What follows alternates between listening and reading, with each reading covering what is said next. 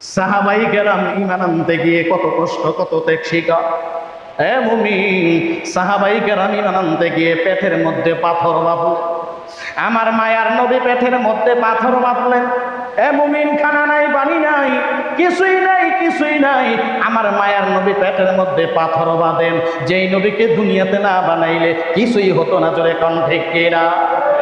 এ বন্দরের মুসলমান, ভালো করে জবাব দাও। যেই নবী দুনিয়াতে আগমন না হলে এই আসমান, এই জমিন, এই পাহাড় কিছুই হতো না।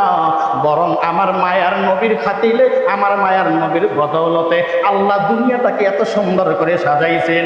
ওই নবী পর্যন্ত পেটের মধ্যে পাথর বাঁধলেন। এরে উম্মতের দল সাহাবাই কেরাম পেটের মধ্যে পাথর বাঁধেন। সাহাবাই কেরাম পেটের মধ্যে পাথর বেঁধে বেঁধে ইসলাম কায়েম করেন। ইমানের পরীক্ষা শুরু হয়ে গেল।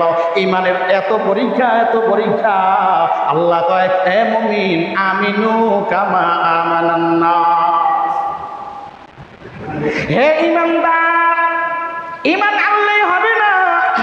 তোমাদের ইমান যেন সাহাবাই কেরামের ইমানের মতো হয়।